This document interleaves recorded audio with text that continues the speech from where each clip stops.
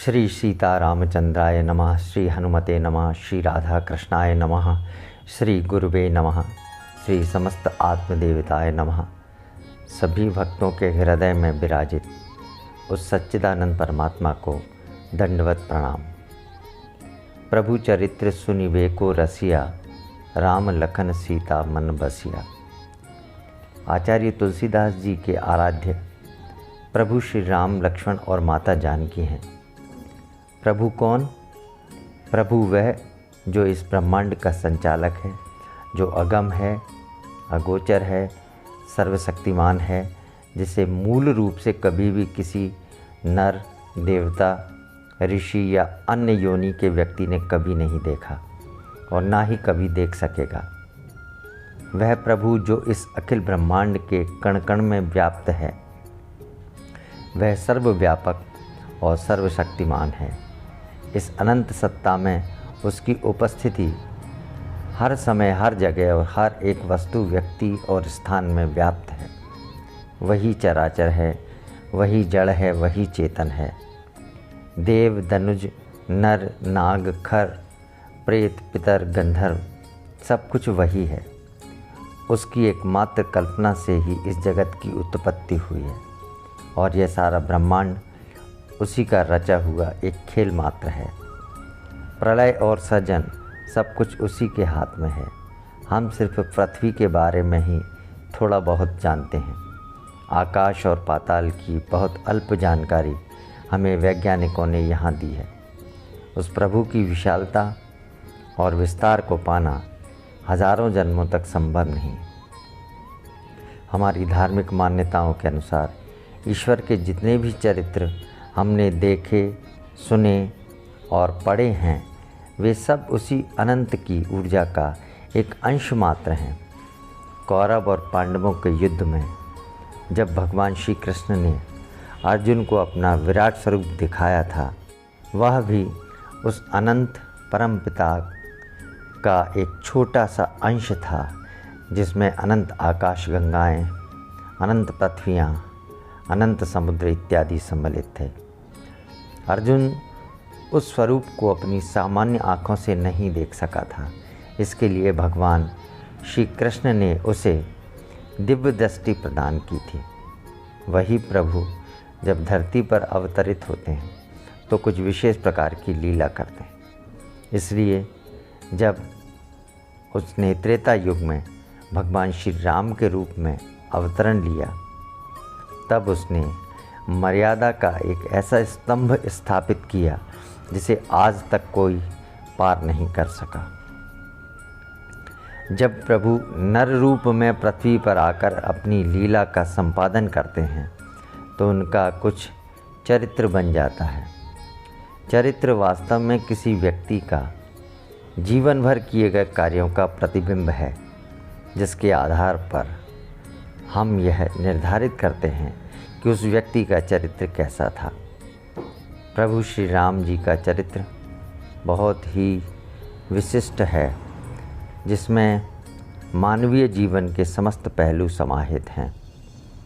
संबंधों को उचित प्रकार से निभाने की जो पराकाष्ठा प्रभु श्री राम ने दिखाई है, वह अन्य कहीं और किसी ग्रंथ में या पात्र में देखने को नहीं मिलती।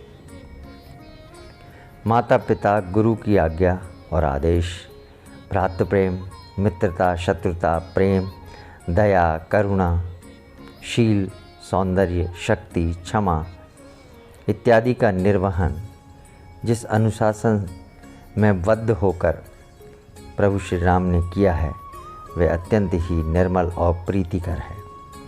उसे शब्दों में व्यक्त कर पाना किसी भी व्यक्ति के लिए संभव नहीं है। ईश्वर अंश के इसी चरित्र को भगवान श्री शंकर ने अपने मन में बसा रखा है और वे सदैव इस चरित्र का ध्यान, मनन और प्रभु श्री राम नाम का जाप सदैव करते रहते हैं। इस संसार में सभी प्रकार के लोग हैं। कुछ सतजन हैं, कुछ सज्जन प्रवृत्ति के हैं, तो कुछ दुष्ट प्रवृत्ति के हैं, कुछ साधु संत हैं तो कुछ निर्दयी हैं। इन सभी का पालनहार एक ही है, जो सभी को गति और मति देता है। सभी के व्यवहार और आचरण का दाता वही है। सभी के चरित्र का निर्माण भी वही करता है। इस पृथ्वी पर हर व्यक्ति अपने मन में किसी न किसी व्यक्ति का चरित्र अपने मन मस्तिष्क में अंकित करता है और उसे ही अपना आराध्य गुरु मानता है। उसी आराध्य के अनुसार उसके किए गए कर्म उसे प्रेरणा देते हैं, जिसके अनुसार जीवन में वह आचरण करता है। श्री हनुमान जी के आराध्य प्रभु श्री राम हैं, इसलिए वे सदैव उनके चरित्र का गुणगान करते रहते हैं और जहाँ जहाँ भी प्रभु श्री राम की चर्चा होती है वे वहाँ उपस्थित रहते हैं। वे प्रभु श्री राम के चरित्र को सुनने वाले जगत के सबसे बड़े रसिक हैं। रसिक वह होता है जिसके हृदय में सौंदर्य, प्रेम, भक्ति, कला इत्यादि के प्रति अनुराग हो। वही व्यक्ति किसी का कोई रस ले सकता है।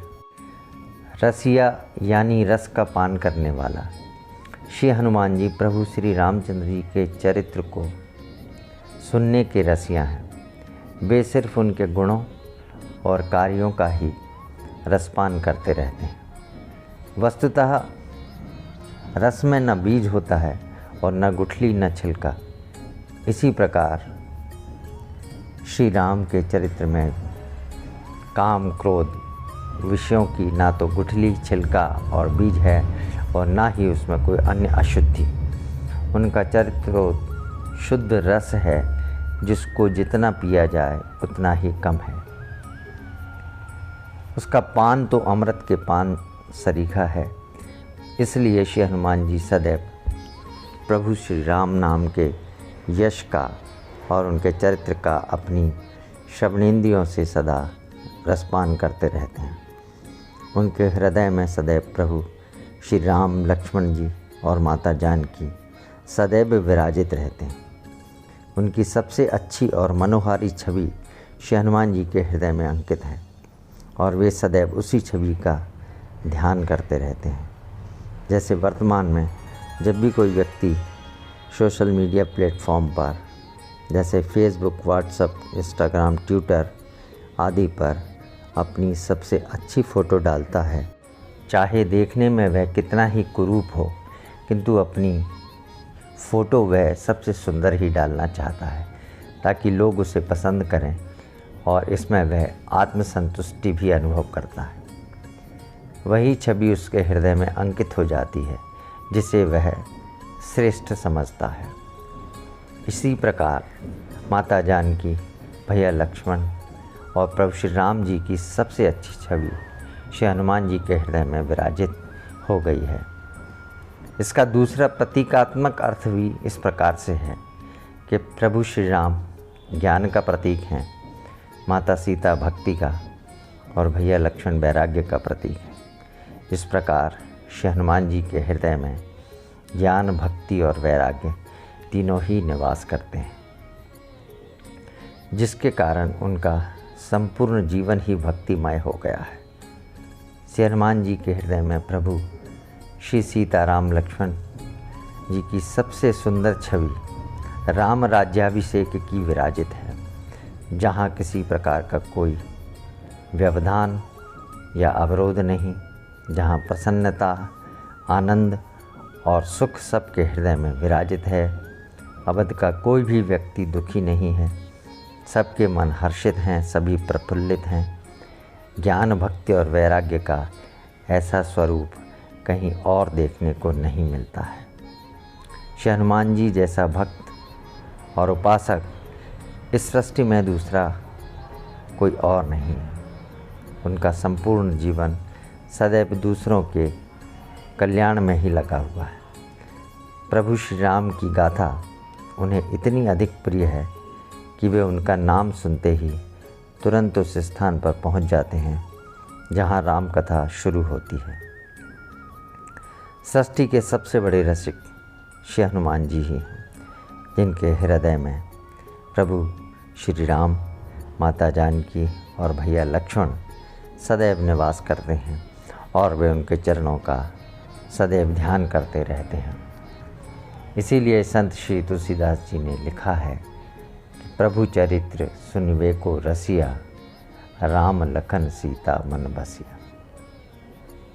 प्रभु श्री राम का चरित्र सुनने के लिए श्री हनुमान जी सदैव उत्सुक रहते हैं, आतुर रहते हैं, और उस चरित्र को सुनने वाले वे सबसे बड़े रसिया हैं, और उनके हृदय में राम लखन और सीता माता की छवि सदैव विराजित रहती है, जिनके चरणों का वे हमेशा ध्यान करते रहते हैं और राम नाम का जाप करते रहते हैं। अगले अंक में हम अगली चौपाई पर चर्चा करेंगे।